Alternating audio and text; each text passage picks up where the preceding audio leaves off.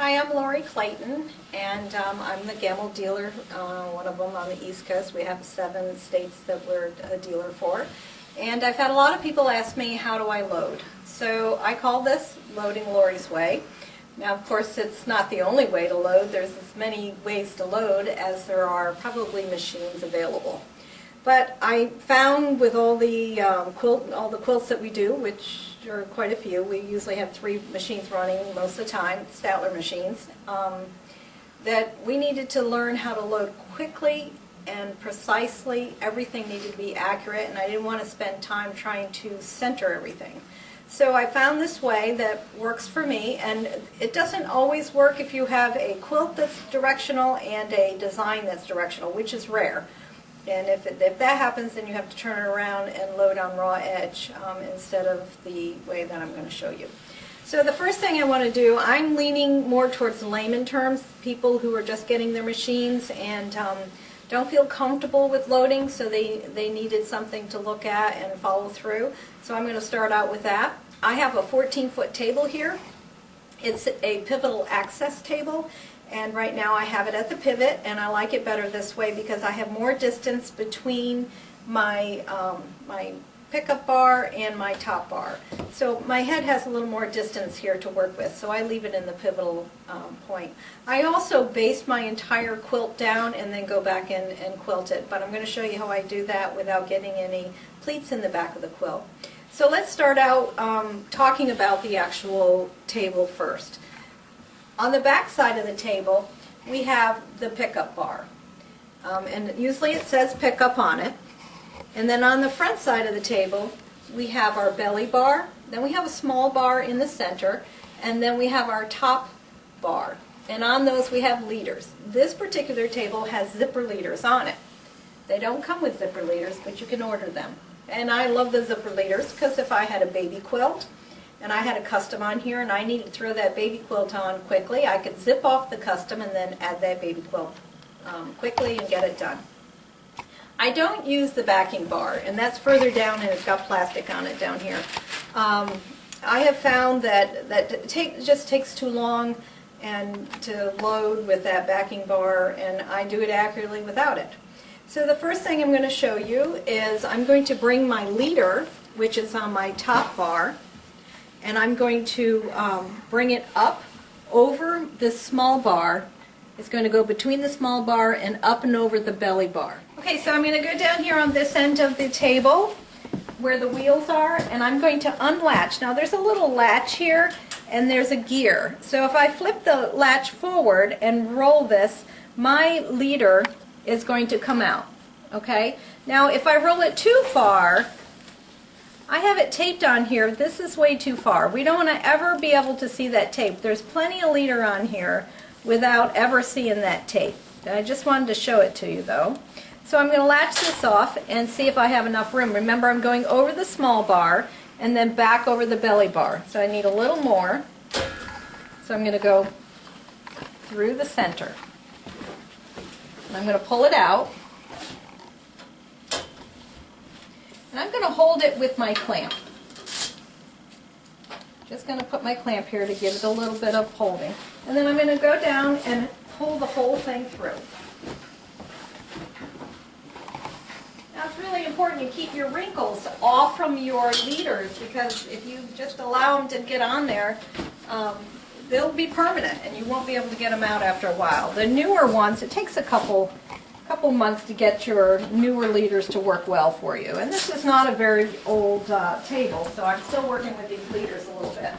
So I was going to introduce you to my my long arm machine. This is a 3012 Statler, and this is called Money Girl. She hasn't been with us real long, but she's a workhorse and we love her. Okay, so I brought this leader over, and the next thing I need to do is I need to measure my quilt and my backing to make sure everything is going to be okay.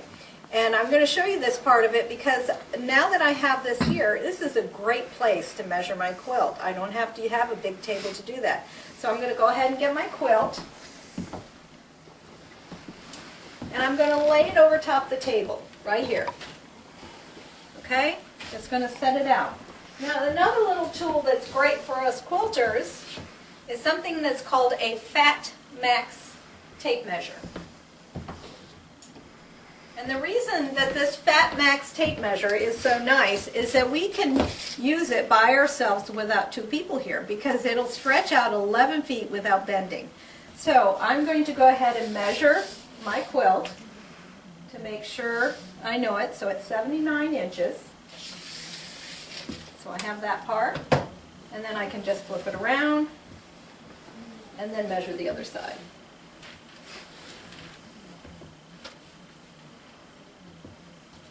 And this is important because when you get, especially if you're using a Statler, you've got to put your numbers in there in your length to know, to see how your designs are going to set up. And also, if you're charging a customer by the inch, you need to know the size of your quilt. So it's 79 by 61. Okay, so we have that taken care of. The next thing I'm going to do is make sure I have enough backing.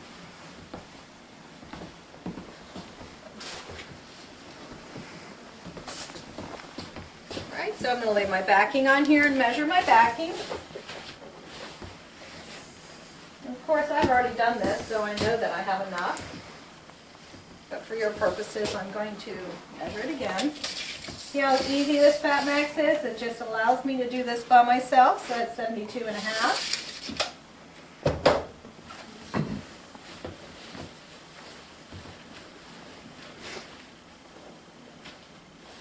And this is, I know that this is 80 something, because I've doubled my fabric, so it's 45 and 45. Okay.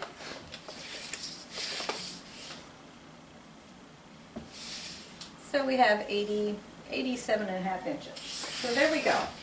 So we know we have enough, and I also am trying to make sure that I have 4 inches extra, larger than my quilt, of backing and batting. So I need 4 inches extra all the way around, or a total of 8 inches. Okay, so the next thing I'm going to show you is how I put this on. This is where one point that's a little different. When you get backing, or when you make your backing, and you sew two 45-inch pieces of fabric together in order to have it long enough, when you sew that together, you tend to get something like this. So this is difficult to put on your machine because it's not even, and you need something square on here. So what we tend to do is, on the raw edge, we try to even it up. And when we try to even it up, we end up with not enough backing, and the customer thinks they have enough backing. So the best thing to do is not to load it on this end. Over the years, I have found out that it's easier to load your quilt salvage to salvage. All right, so this is the salvage edge. I'm going to put my salvage edge on my pickup bar and on my top bar, vice trying to put my raw edge on my pickup bar and my top bar, because it's not even, and I'm going to have a problem, and my backing is going to twist. Now I want to stop for just a second and back up and talk about how I put this together, and it might be beneficial for you to talk to your customers about, or even for yourself. So I took 2 pieces of fabric and I came down, I left the selvage end on. And when I put them together, I came down 1 inch from the selvage edge, and I sewed all the way across. Left the selvage on. That way I know it's on grain. Then I came back and took my ruler, and I trimmed it at 1/4 inch from the thread. So, and then I pressed it in one direction. And the direction I pressed it in was towards me, because when I pull my batting out, and I lay this on, it's going to push that seam my way. Then I brought it back over here and laid it on here. Okay, so now we're going to continue to load, and I'm putting my backing on here wherever I want to put it, because I don't have to find center. I don't have to find center on my leader. I don't have to find center on my backing. And the reason for that is because I'm going to load it salvage to salvage and let it seek its own center, because it's on grain. So it's going to find its own center and come on here square. I'm not worried about what this looks like on this side. The only thing I'm going to figure out as I'm putting this quilt on is that I remember there's about an inch there that I need to bring my quilt in so it doesn't lay on that. So the next thing I would do is clean off that back, because there may be a chance that I have a drop of oil back there, and I just want to make sure that my backing doesn't get dirty. So prior to putting my quilt on, I clean everything down. Prior to taking the quilt off, I clean everything down again. Now remember, these are the same procedures whether you have a Statler or a hand-guided machine. It's the same procedures. You're just going to run your channel lock a little bit different when I get to it. So the first thing is throw your backing right sides down over top your machine. And I'm literally going to just bring the edges right up here to my leader. That's it.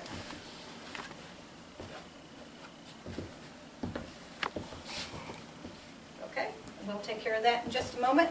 So the next thing is I have a little area right here that I can put my pins in as I'm pinning the backing on, which is nice because I don't have to put a band on my wrist. I don't have to put a magnetized thing up here. I've just got a nice area that I can just toss my pins in. As you notice, I'm doing the bottom of the quilt first.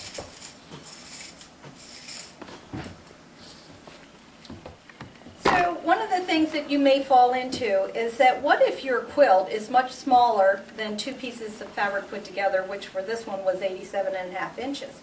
What if your quilt's 60 inches or 72 inches? So let's say your quilt's 72 inches and you want that center seam to fall in the center of your quilt. So you would measure your backing. Let's say I have 86 inches here. And then I measure my quilt, which is 72 inches. And this is not the size of this one because this is going to fit. But if I'm just picking one out of the air here. So if you have a quilt that's 72 inches, you add 8 inches to that quilt.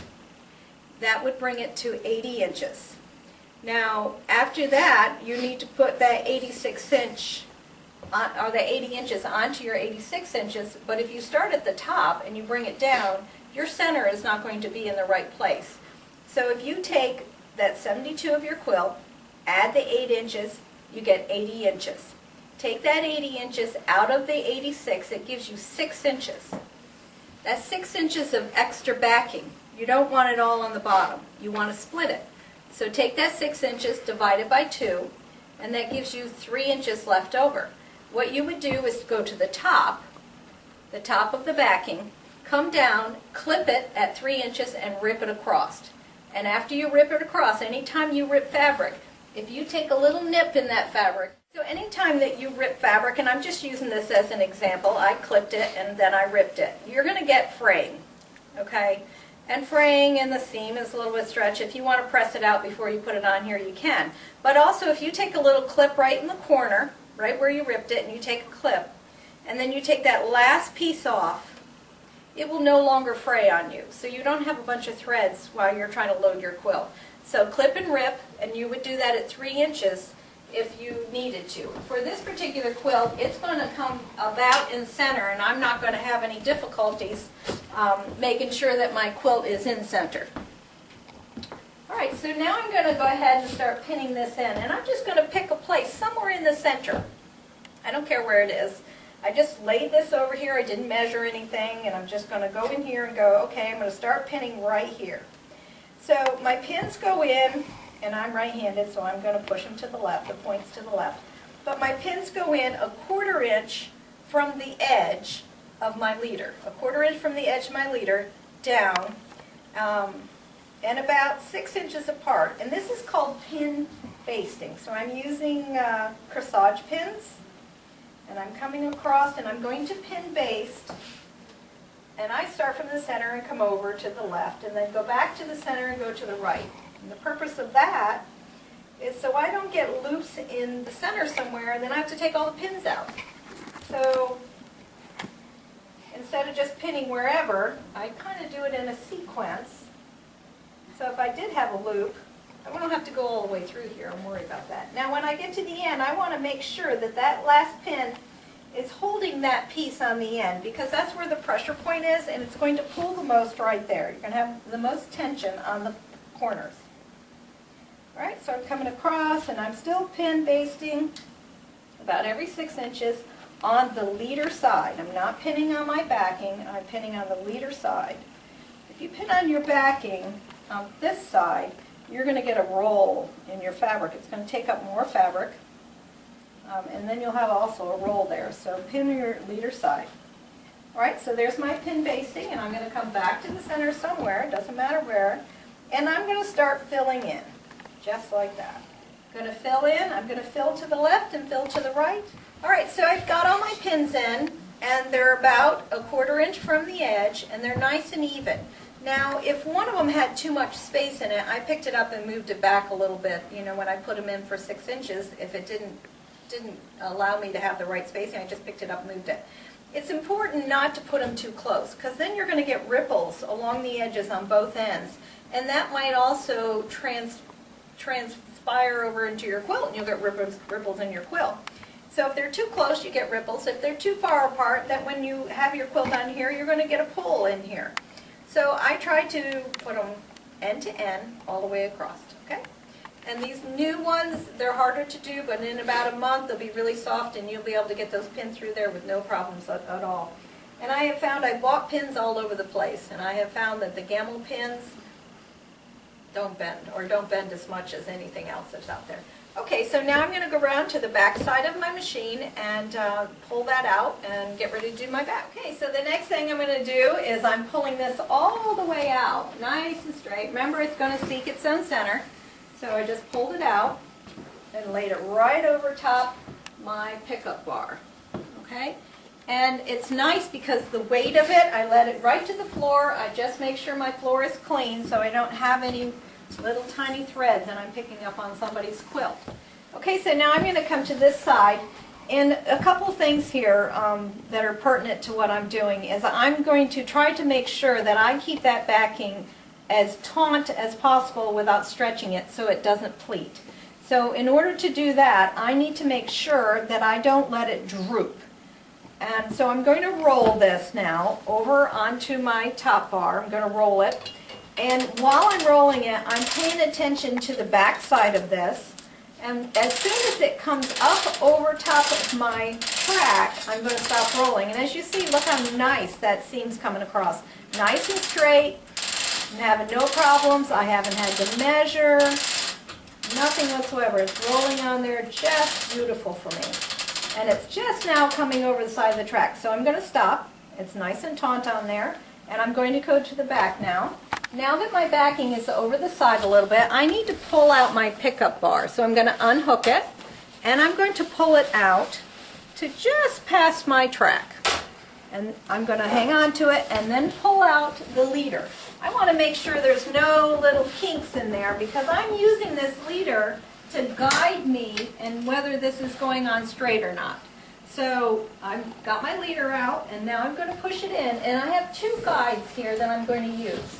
One is the straightness of my leader, and the other one is how straight my track is. So look how even this track is down along here. So I'm laying my leader right up against where I see, like there's 1.5 inches here. I'm just so it all looks uniform all the way across. And then I'm just going to pull this out and put it right at the edge, just like that. Okay, if I have a little kink in there, put it in the direction that it needs to flow in. Okay, I'm going right to the edge, just like that. All right, and I have now another little area that I can put my pins, quick and easy. So I pick up my pins, I lay them in here. Okay, and again, on the leader side, starting somewhere in the center, I'm going to start pinning. I'm going to do my pin basting about every 6 inches all the way through, then I'm going to come back and I'm going to pin in. Okay, so I have my backing pinned onto the top, I've got my backing pinned onto the pickup bar, and now I need to roll it over onto the top or close to the top bar so I can go ahead and put my batting and my top on. Doing this, like I had mentioned before, I want to make sure that I keep that backing taut. In order to do that, I keep my hand on my pickup bar so it doesn't roll while I'm rolling my quilt backing. As you can see, it's going to come right over the top. And at the time that it comes over the top, then I can stop because most of it's on the bar and roll this over and let it come down. Okay? Now remember, it's important that you keep these leaders nice and straight on here. So I'm going to move my Mighty Girl out of the way and slide this on here like that. Just so I don't have any wrinkles in there. Keep it nice. Okay? And now the next thing I'm going to do is, because I'm short, I want to bring my pins down close to my belly bar so I'm not reaching. But I want you to notice something. I just put a little tension on here, and look at how straight that is. Look at how nice. There is no dips, there's no twisting, and it's perfectly straight on here because I used the grain of the fabric and I put it on selvage to selvage instead of raw edge, which I would have had to take the time to go and find out where it's straight. I'd have to measure it in and find the grain, and then I might not have enough backing because customers don't always give you enough backing. So I have a nice straight thing now going on. So the other thing I want to remind you as we go along is that how tight should this be?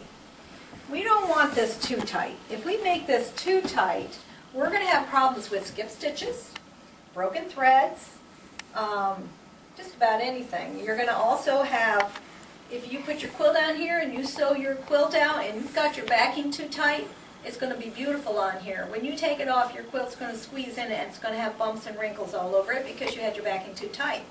So, how do you tell? What I use is I bring my fingers up, and if I can grab my fingers, then it's okay. If I can't, and I'm forcing my fingers up to try to grab them, it's too tight and I'm stretching my backing. And we want to be careful not to do that. The same thing when we put our clamps on the sides. We're going to make sure that we don't clamp them and pull them too tight because you could have the same issues then. So I'm just going to go ahead and roll my backing close enough so and as you can see, I'm hanging on to my roller bar and I'm not letting that droop. I don't want it to droop. I want to keep it nice and firm all the way across. There we go. Right where I can reach it. So now I'm going to go get my batting and get that ready to go.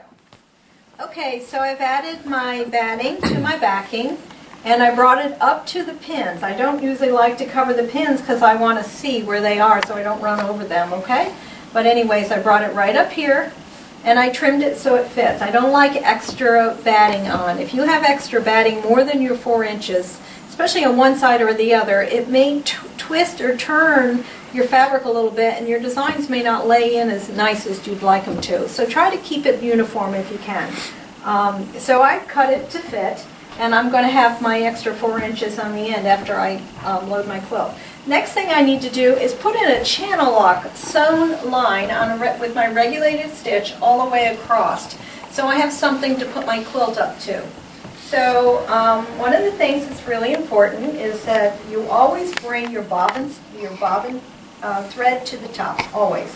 So I'm going to single stitch and pull up my bobbin thread and hang on to it and keep it on the top.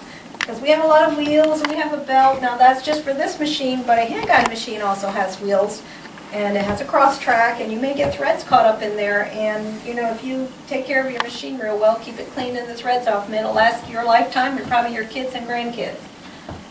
Alright, so the next thing I am doing is, because I have Statler, I'm going to turn my channel lock on and then I'm going to turn on my regulated stitch and I'm going to sew about 1.5 to 2 inches down below my pin, because I don't want my design to take any chance of hitting those pins. And I know that I have plenty of space because I added that extra 8 inches on there.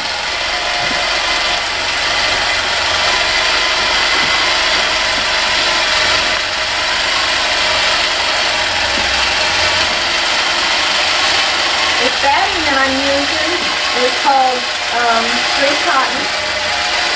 I sell it out of Virginia. It's really nice. It's select. Look at, I have a buddy that just came in. Okay, I'm going to turn this off and then clip my threads and bring my Mighty Girl back to the other end. Let's get rid of that little guy. I'm going to clip this thread so it's not hanging. Okay, so now I'm going to go get my quilt. Pretty quilt. quilt.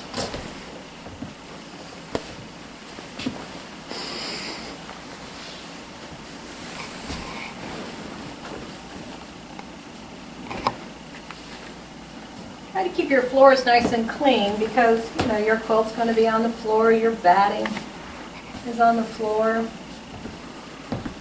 I'm laying the quilt right up against that line, pushing it under.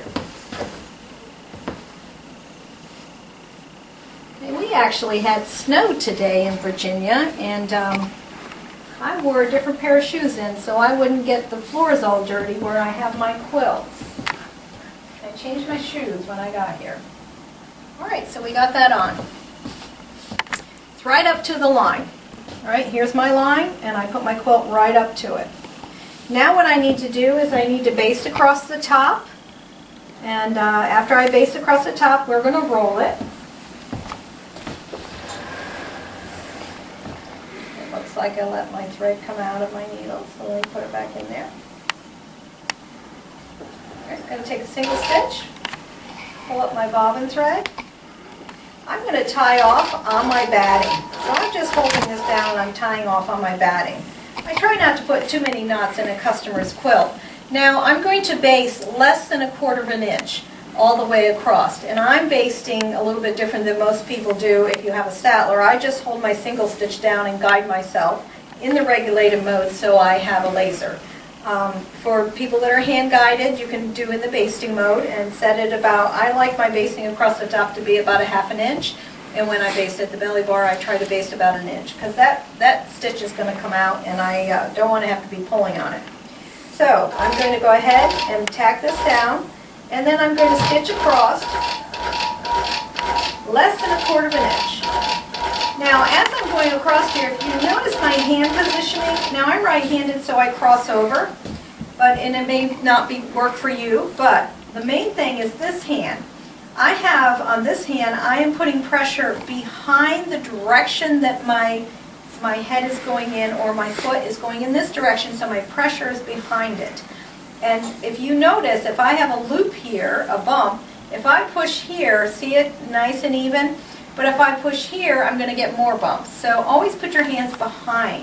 And that's what I'm doing right now, just behind it. I'm holding it down, going across about every 1/2 inch. I'm letting it drop. Now I'm controlling this because I'm in a regulated mode, and I'm pushing the head along.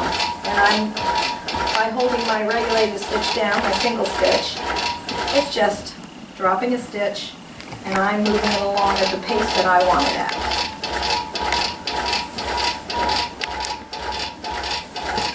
I'm going to get to the end, I'm going to tie off, and then I'm going to bring up my bobbin thread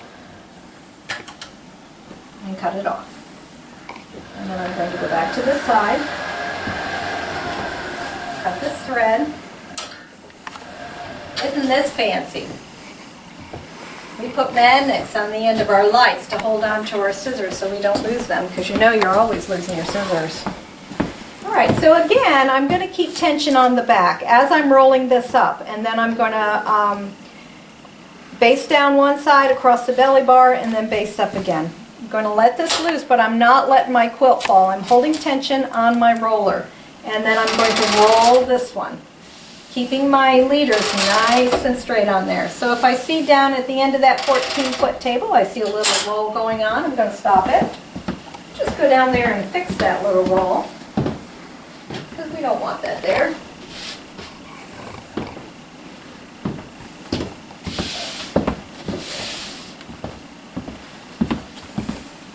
Okay, I'm going to continue to come across. There we go, that's about as far as I can reach at 5 foot. Give a little tension, but still be able to get my finger under there, right? Yep, that's important.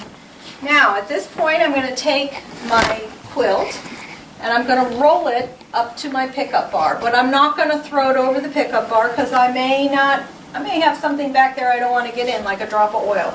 So I'm just going to roll it to here. That's it. I'm going to pull out my backing, and I'm always, trying to make sure I'm not shoving it out. I'm just giving it a little tug. I'm going to make sure I don't have any pleats back there. That's important. And then I'm going to go ahead and pull my batting out. And any threads that I might have, I want to take them off from there because I don't want them to show. Won't show too much with this blue quilt, but if I had a white quilt on here, I definitely would have some thread issues. Okay, so then I'm going to start in center. And I always start to center because your borders stretch really easy. So I want to make sure that I work from the center out and don't pull on them borders.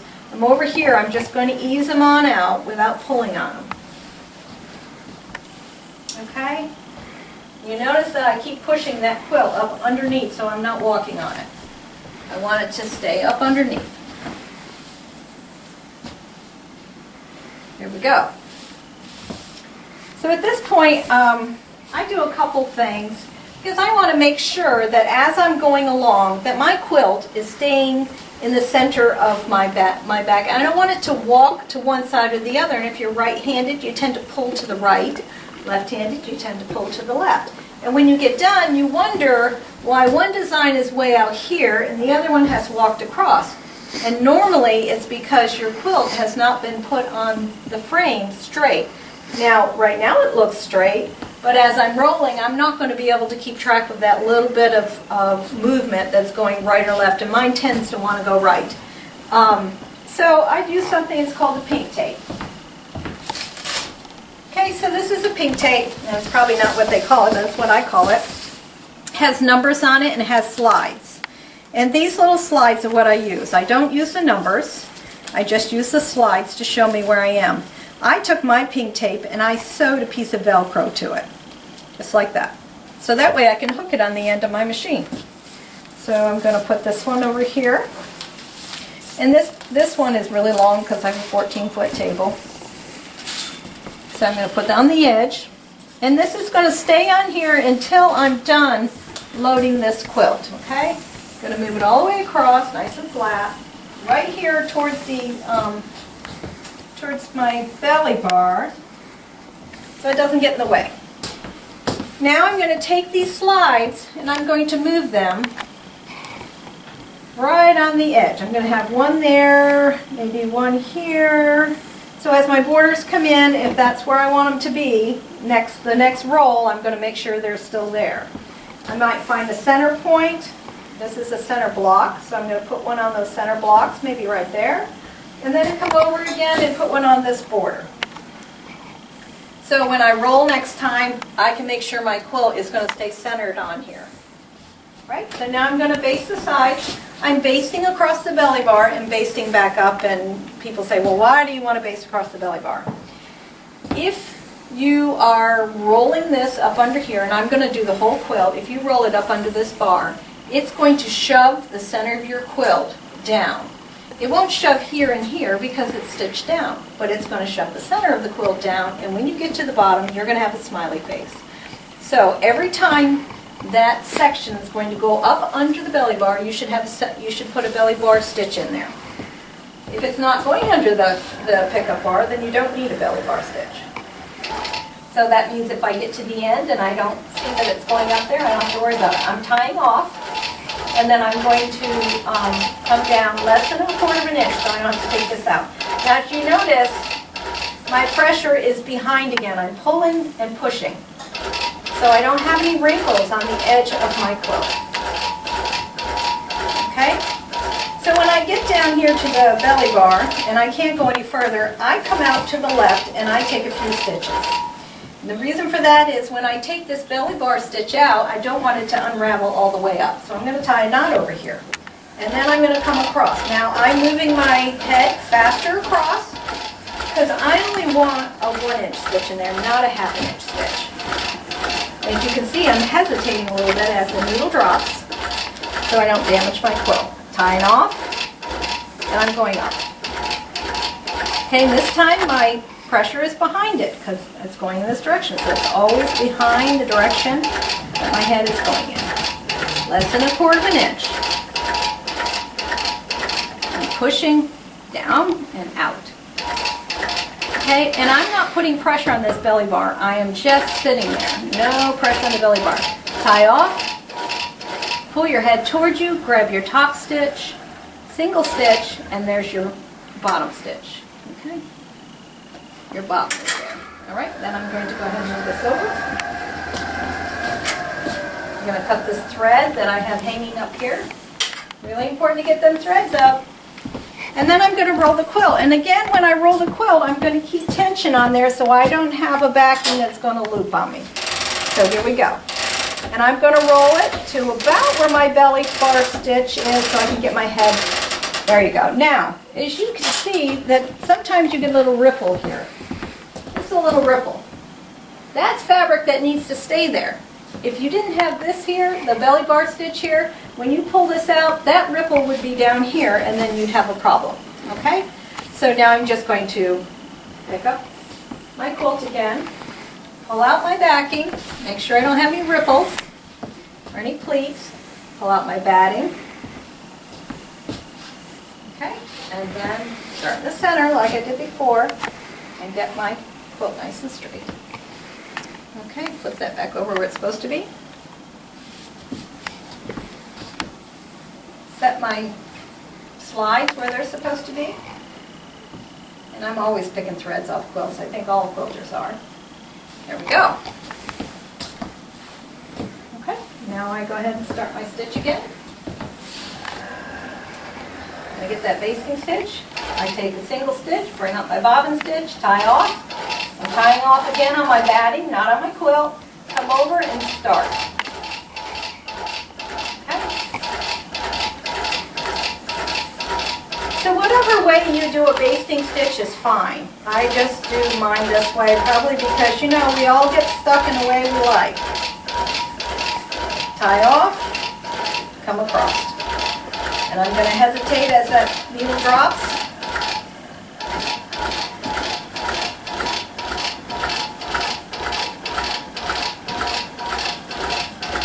Briefly.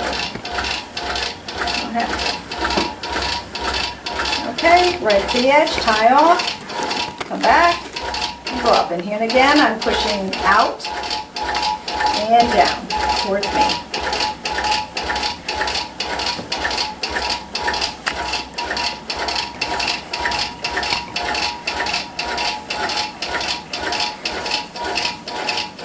All right, pull up. Bottom stitch, there we go. Flip it off, over, and tie it off. Okay, so I'm going to continue to do this all the way to the bottom.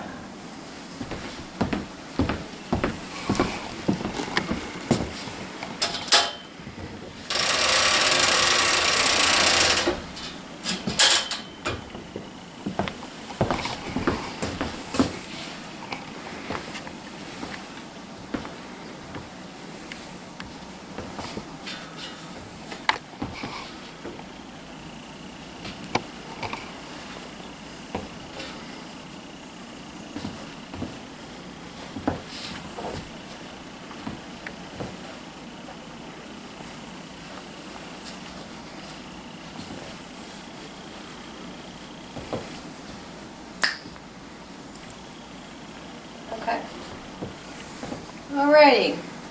Now I've got it all laid out and I'm almost at the bottom, so I'm just making sure my little sliders are where they're supposed to be as we go along. Alright, you see that little roll up there needs to be up there. When we go back, that roll's going to go away and it's going to be fine. Okay, so the other thing that you can look at when you're doing a quilt and you're laying it straight, you can look across your lines and make sure that your lines are in there straight. And this one's a little crooked, so I'm going to fix it. Okay? I want to make sure those lines are always in there straight. Now this one has a mitered border on it, so I'm, you know how mitered borders are. Okay? All the way across. Alright, so I'm going to base that in again. Taking the time up front to get this quilt on here straight is the best thing. You don't want to do it later. And you know, there's several reasons that I do it this way. One of the main reasons is I quilt for other people.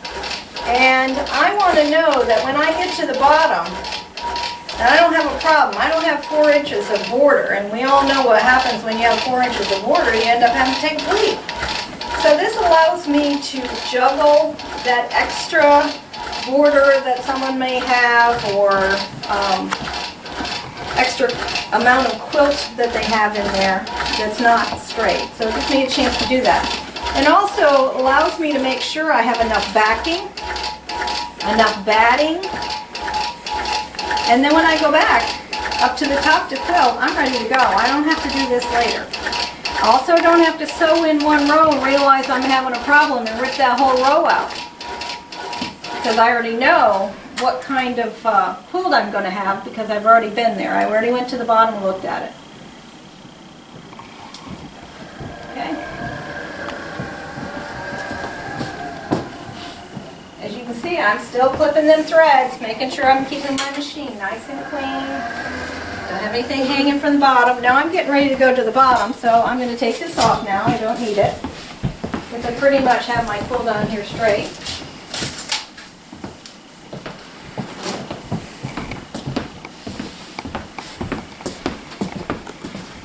Keeping tension on my backing. I'm going to bring it on up. Clamp it down. You notice I'm constantly looking at my meters to make sure that they're nice. Right? Keep them pretty. Now I just bring my quilt down a little bit. Straighten it up. Look at that. How nice that is. Okay. Now really I didn't need to put that last belly bar stitch in there because it didn't go up under my pickup bar, so it's not going to have any pressure, but it doesn't hurt.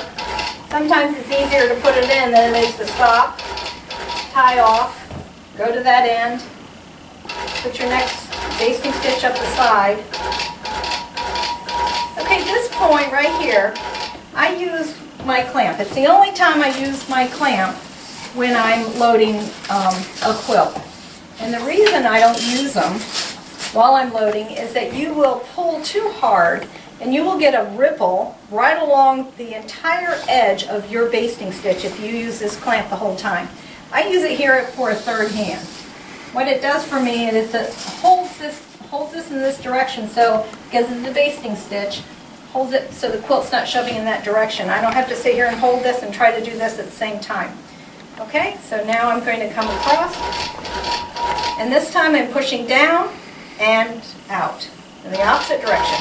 So down, I want to make sure my quilt stays nice and smooth, so I'm pushing down and out, away from the direction that the head's going in.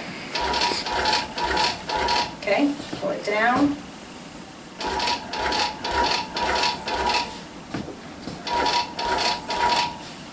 I got some quilt threads in here. I'll stop and trim them so they don't get stuck on the side of things. Okay. Now I'm not pumping this. I'm holding it. For those of you that have Statlers, you don't see my finger doing this. I'm holding it down. If you hold it down, it has a rhythmic drop in your single stitch, which is fantastic. It's really nice. You don't want to pump it because you're going to wear that switch out if you do that.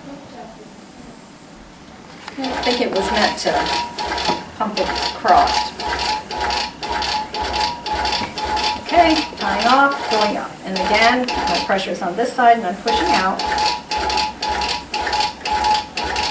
Alright, so I'm keeping those ripples out of there. I'm going to go all the way up to where I started here. Come out, tie off, pull up my bobbin thread, single stitch, and there's my bobbin thread. And I'm going to cut this off now. And as I go across these little threads that were hanging, I'm going to take that off. Now, as you can see, I have some extra batting here. And I don't want that batting on there because remember I said you don't want extra batting folded up inside of your quilt. Okay, so I'm going to use my, my batting scissors. And I'm going to cut about somewhere between 1.5 and 2 inches. Now remember not to cut your backing, but 1.5 and 2 inches.